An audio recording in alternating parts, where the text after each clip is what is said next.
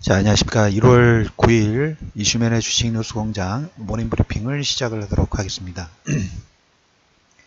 최근에 이제 2018년도가 되면서 계속적으로 그 강세장, 허리가 움직이고 있다는 얘기를 드렸어요. 주간 신년 전략 부분하고 주간 전략 부분 얘기를 드리면서, 위에는 예전에는 머리 쪽에 상체만 움직였다면 이제 허리 부분 단단하게 한두 종목을 움직이는 게 아니라 여러 종목군이 동시다발적으로 그 공통점들을 보면 경기 상승에 대한 배팅, 그리고 금리 인상 부분들의 배팅, 물가 상승에 대한 배팅 부분들이 확대가 되면서 이런 매수 강도, 물가 상승이 나오고 역시 여기에 이제 매수 강도가 강화되면서 외국인들은 배팅 강도 부분들을 확대를 하고 있죠. 2주 동안 거의 이제 2조 원 가까운 매수가 좀 들어가서, 물론 코스닥도 들어오고 있습니다. 다우지수라든지 나스닥, 물론 한편으로는 글로벌 경기에 하나의 인덱스 역할 부분들을 하긴 합니다만은, 나스닥의 신고가, 그 다음 다우지수의 신고가 부분을 무조건 우리나라가 추정할 필요는 없어요. 왜? 성향 자체가 약간 좀 틀리기 때문에. 그렇지만 이제 먼저 글로벌 경기 자체, 특히 물가 상승이라든지 인플레이션 시대에 바로미터, 그러니까 우리나라의 포스코 같은 역할 부분들을 하기 때문에 이런 내용으로 글로벌 경기 부분들의 신흥국적 수혜를 받는 종목군들이 움직이기 시작했다는, 우리가 이제 최근에 작년이죠. 작년 11월 정도에서 게임주들이 조선이라든지 건설, 기계 관련된 종목군들이 시총을 앞섰다는 얘기를 좀 드렸어요.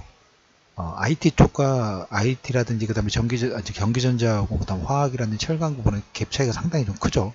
그걸 줄이는 노력 부분들이 진행이 될 거고, 게임주들의 상승 부분들이 조선 건설 기계 부분들을 월등하게 앞서다 보니까 이거 역시 너무 초보가 영역이 들어갔어요. 물론 이제 실적이 많이 좀 다운이 됐고 글로벌 경기가 뉴노멀 시대라는 그런 부분들로 여파 플립하게 움직였죠. 성장률 자체도 낮고 그 다음에 이자도 높지 않기 때문에 혹시나 또 디플레이션이 되지 않을까를 조마조마했던 그 시간들을 지나고 이제 물가가 상승하는 모습들이 좀 나오니까 그걸로 인해서 어떻게 보면 건설이나 조선의 기계가 저평가 영역 부분들은 확실은 한데 시장에서 대우를 못 받았죠. 대우를 못 받는 이유 부분들 어떻게 보면 당연한 거라고 봐요. 실적 자체가 뭔가 성장성에 대해서 멀티플을 좀 확대를 시킬 만한 요건 자체가 제한적으로 나왔기 때문에 어제 상승 부분들이 진행이 되면서 대표적인 화학주라고 할 수 있는, 물론 화학 대장주죠. 어제 보시면 롯데케미칼, 대한유화 10% 정도, 그 다음 한국금융지주, 그리고 이제 각 섹터 LG화학도 상승 부분들이 진행되면서 LG화학이 이제 시총이 30조를 거의 이제 그쪽 시총 있죠. 화학 관련된 시총 부분들이 조금씩 업그레이드 되고 있어요. 게임주에 비해서 뭐 조선이나 건설 기계 부분들이 워낙 밸류 부분들이 낮게 형성이 좀 됐지만 이 갭 차이 부분들을 줄이기 위해서 허리 부분이 탄탄히 올라오는 파동 부분들이 시작이 좀 됐다는 의미 부분들이죠. 그 부분은 상승 부분들이 어제 급하게 나왔으니까 여기서도 계속 순환매 돌 거예요. 급등 나온 종목 따라가는 게 아니라 다음 섹터 부분들을 기다리는 매매 부분들, 눌리면 접근하는 이런 매매 전략 부분들을 좀 하실 필요가 있다라는 얘기를 좀 드리면서, 어제 미국 같은 경우에는 다우지수가 뭐 약보합 정도, S&P는 0.1% 정도, 나스닥 한 0.3% 가까운 상승 부분들을 근접을 했는데 반도체주가 일단 강세입니다. 실적이 돼요. 실적이 뭐 되기 때문에. 그리고 이런 기대감 자체를 키우는 게 이제 CS가 진행이 됩니다. 이번 주에 CS가 이제 진행이 되는데, 엔비디아라는 회사하고 우버라든지 이런 바이두라든지 이런 회사들이 협력 부분들을 진행하겠다. 협력 부분들 진행하겠다 하니까 그걸로 인해서 어떻게 보면 이 반도체 관련주들도 향후 기대감 자체가 자율주행 관련된 부분들이 확대죠. 자율주행은 우리나라도 지금 KT가 45인승을 지금 허가를 좀 준비를 하고 있어요. 그래서 허가를 받아서 뭐 시범 지역에서 운행을 하는 게 아니라 강남 테란로 있죠. 강남 쪽에서 시범 사업 부분들을 준비를 좀 하고 있습니다. 그래서 자율주행이 먼 것 같지만 멀지 않았어요. 우스갯소리로 이제 이런 얘기가 들리더라고요.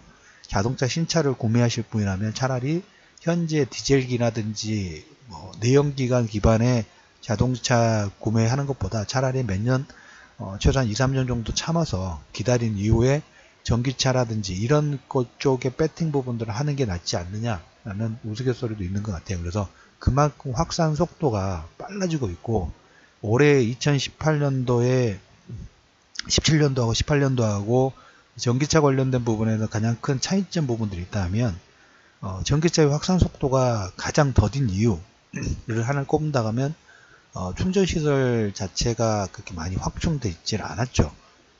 상당히 좀 미비했죠. 뭐 휴게소라든지 그 다음에 쇼핑센터에 몇 군데, 그리고 공공기관에 설치가 되면서 예전에 LPG 처음 나왔을 때하고 비슷한 것 같아요. LPG 하셨던 분들은 그 가스 충전 부분들이 상당히 어려우니까 비상으로 뭔가를 준비를 해 놓고, 그리고 LPG를 충전할 수 있는 곳에 비상수단 부분들 미리 항상 체크를 해두고 동선 부분들을 움직이고 그러지 않습니까? 전기차도 마찬가지였죠. 그런데 작년하고 올해 틀린 점이 있다면, 대기업들이 이 충전시설에 배팅 부분들을 시작을 했다는 거예요.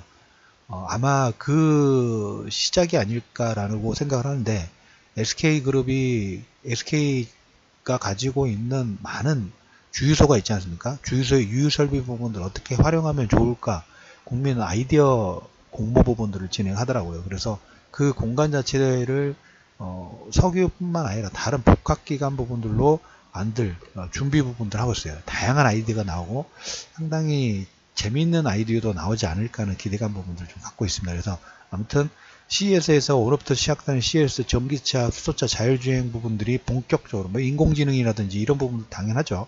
그리고 여기에 이제 삼성의 전략 부분들 보면, 삼성 같은 경우는 OLED가 좀 약해요. 많이 약합니다. 많이 약한데, 많이 약하다 보니까 기술력 자체가 약하다 보니까 그 퀀텀 부분들을 준비를 좀 했었고, 여기에 마이크로 LED를 확대를 하려고 하는, 그래서 마이크로 LED 디스플레이를 이번에 전시를 할 것 같고, 미리 기사화됐던 부분이 LG는 OLED 쪽 88인치였나요? 그 제품을 아마 전시를 할 겁니다. 그래서 두 회사의 사업 방향 자체가 완벽하게 틀리죠.